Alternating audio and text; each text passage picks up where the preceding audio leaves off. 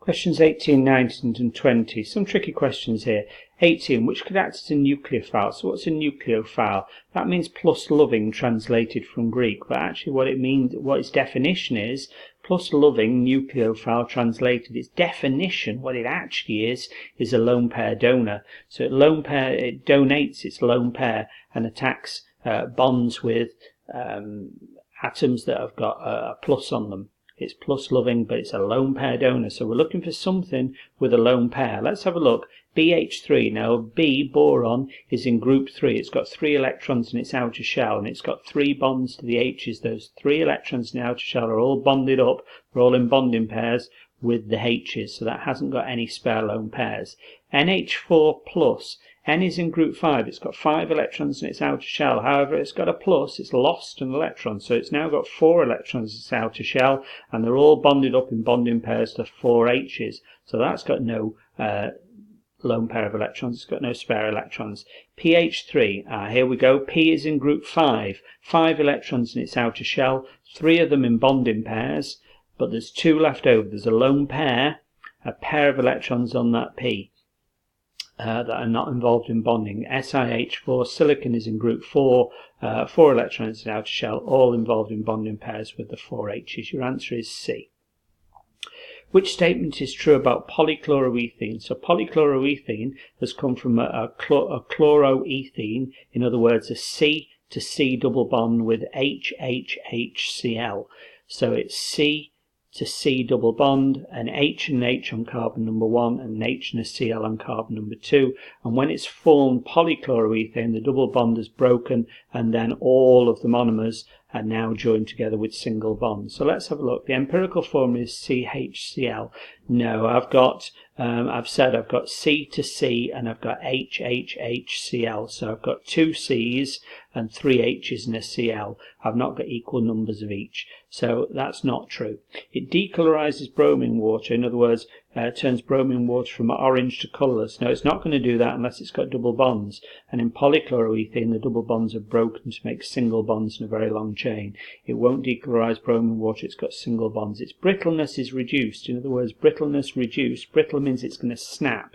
Its snap is reduced. So it's stopped being snapped. Stopped snapping with plasticizers. That's true. Plasticizers soften a polymer. They're used to soften a polymer. Something like, let's say, for example, the insulation around wires is soft plastic. Plasticizers are also used in rubber, so for rubber tires to make it softer. That's true. So it's made flexible by using plasticizers. The polymer chain contains alternate single and double bonds. Now the double bonds are broken to make single bonds. Your answer is C. What is the enthalpy of formation of buta-1,3-diene? So I'm going to do spoilers here and show you actually doing hand drawn here what's actually happening. So formation is when 1 mole of substance is made from their elements in their standard states. That's important to know. Enthalpy of formation. So formation means that you're making this buta-1,3-diene C4H6 from elements in their standard state. So it's formation of 1 mole of this. I've got 1 mole of C4H6. That's important. 1 mole of this from elements in their standard states as you'd normally find them in the laboratory at room temperature. So you'd normally find carbon as a black solid, like in the inside of pencils. Hydrogen is gas, H2. And so balancing it, C4, I'll need 4 C's because carbon is a C. A black solid, 4 of those, and I'll need 3 H2s. That makes 6 H's to go in there. So now I need to know the enthalpy change of this, but I'm not given it, but I've got the enthalpy change of some other reactions, so I can look at the alternate route and add these together, a process called Hess's law, to add these together to work out what this would be from my other reactions, my alternate routes. So let's have a look. What have I been given? I've been given the enthalpy of combustion of carbon. So enthalpy of combustion means a reaction with oxygen. So I've reacted the carbon with oxygen to make carbon dioxide. If it's complete combustion, I've got plenty, full supply of oxygen. So I've added oxygen and made carbon dioxide. 4 carbons would make 4 lots of carbon dioxide. Okay, we'll work out what the enthalpy change for this is in a minute. I've got 3 H2. H2 would burn in oxygen, combust in oxygen to make water. A process that happens when rockets are fueled. So H2 would make H2O, and I've got 3 H2, so I've got 3 H2O. So I've got 3 of these reacting. C4H6 would make 4 carbon dioxide and 3 water. It would just react with oxygen and make carbon dioxide and water. As long as there's a plentiful supply of oxygen, I get complete combustion to carbon dioxide and water. So I've got these 3 reactions going on. Let's work out the enthalpy changes. So I've got the enthalpy change for 1 carbon being combusted. I need 4 carbons combusted, so I'll multiply this by 4, minus 1576. It's still got a minus sign because it's going in the right direction, carbon making carbon dioxide. 3 lots of hydrogen going to water.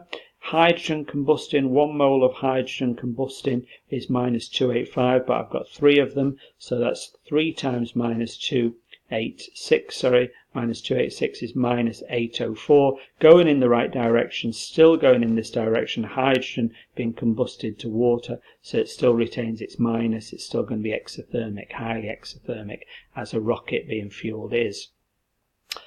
This way I've got C4H6 going to form my carbon dioxide and water, and so I've got minus 2546, and there's only 1 mole of this, because 1 mole of substance is formed by elements in their standard states as part of formation. So I've got 1 mole of this, so I don't need to multiply it by anything other than 1. However, if I'm looking at this reaction here, carbon and hydrogen forming this C4H6, I'm going in this direction.